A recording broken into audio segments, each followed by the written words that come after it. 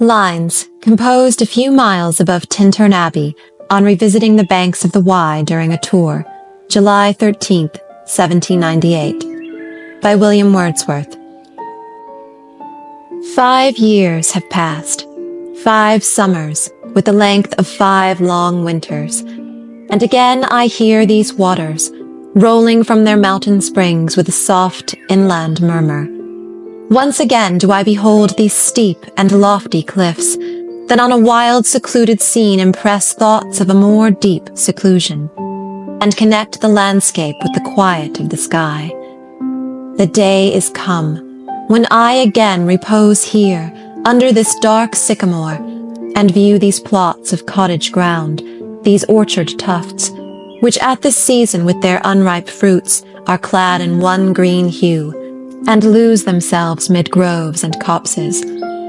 Once again I see these hedgerows, hardly hedgerows, little lines of sportive wood run wild, these pastoral farms, green to the very door, and wreaths of smoke sent up in silence from among the trees. With some uncertain notice, as might seem of vagrant dwellers in the houseless woods, or of some hermit's cave where by his fire the hermit sits alone. These beauteous forms, through a long absence, have not been to me as is a landscape to a blind man's eye, but oft, in lonely rooms, and amid the din of towns and cities, I have owed to them in hours of weariness sensations sweet, felt in the blood, and felt along the heart, and passing even into my purer mind, with tranquil restoration. Feelings, too, of unremembered pleasure, such perhaps as have no slight or trivial influence on the best portion of a good man's life, his little, nameless, unremembered acts of kindness and of love. Nor less, I trust, to them I may have owed another gift, of aspect more sublime, that blessed mood, in which the burden of the mystery, in which the heavy and the weary weight of all this unintelligible world is lightened, that serene and blessed mood, in which the affections gently lead us on, until, the breath of this corporeal frame and even the motion of our human blood almost suspended, we are laid asleep in body and become a living soul, while with an eye made quiet by the power of harmony and the deep power of joy, we see into the life of things. If this be but a vain belief, yet, oh, how oft, in darkness and amid the many shapes of joyless daylight, when the fretful stir unprofitable and the fever of the world have hung upon the beatings of my heart, how oft in spirit have I turned to thee, O sylvan Wye, thou wanderer through the woods, how often has my spirit turned to thee. And now, with gleams of half-extinguished thought, with many recognitions dim and faint, and somewhat of a sad perplexity, the picture of the mind revives again. While here I stand, not only with the sense of present pleasure, but with pleasing thoughts that in this moment there is life and food for future years. And so I dare to hope, though changed, no doubt, from what I was when first I came among these hills, when like a roe I bounded o'er the mountains by the sides of the deep rivers and the lonely streams, wherever nature led, more like a man flying from something that he dreads than one who sought the thing he loved. For nature then, the coarser pleasures of my boyish days and their glad animal movements all gone by, to me was all in all. I cannot paint what then I was. The sounding cataract haunted me like a passion. The tall rock, the mountain, and the deep and gloomy wood, their colors and their forms, were then to me an appetite, a feeling and a love that had no need of a remoter charm, by thought supplied, nor any interest on borrowed from the eye. That time is past, and all its aching joys are now no more, and all its dizzy raptures.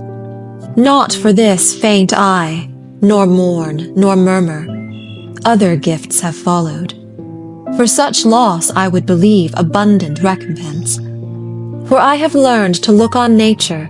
not as in the hour of thoughtless youth, but hearing oftentimes the still, sad music of humanity, nor harsh nor grating, though of ample power to chasten and subdue. And I have felt a presence that disturbs me with the joy of elevated thoughts, a sense sublime of something far more deeply interfused,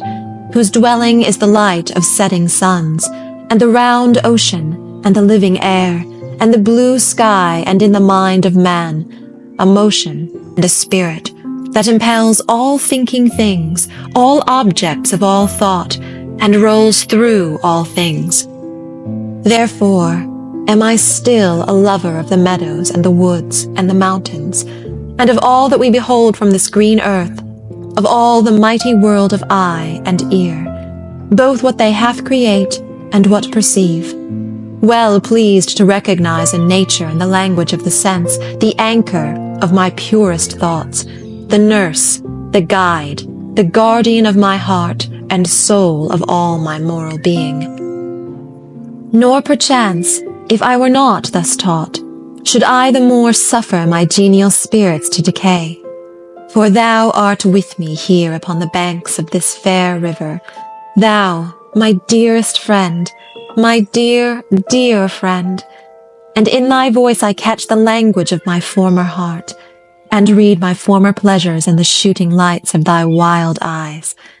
Oh, yet a little while may I behold in thee what I once was, my dear, dear sister. And this prayer I make, knowing that nature never did betray the heart that loved her. 'Tis her privilege, through all the years of this our life, to lead from joy to joy. For she can so inform the mind that is within us, so impress with quietness and beauty, and so feed with lofty thoughts that neither evil tongues, rash judgments, nor the sneers of selfish men, nor greetings where no kindness is, nor all the dreary intercourse of daily life shall e'er prevail against us, or disturb our cheerful faith, that all which we behold is full of blessings. Therefore, let the moon shine on thee in thy solitary walk, and let the misty mountain winds be free to blow against thee. And in after years, when these wild ecstasies shall be matured into a sober pleasure, when thy mind shall be a mansion for all lovely forms, thy memory be as a dwelling place for all sweet sounds and harmonies. O then, if solitude, or fear, or pain, or grief should be thy portion, with what healing thoughts of tender joy wilt thou remember me, and these my exhortations.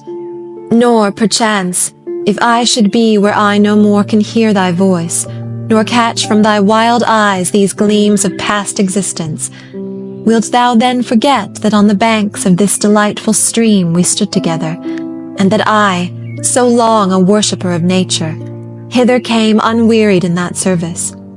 Rather say with warmer love, oh, with far deeper zeal of holier love. Nor wilt thou then forget that after many wanderings, many years of absence, these steep woods and lofty cliffs, and this green pastoral landscape were to me more dear, both for themselves and for thy sake.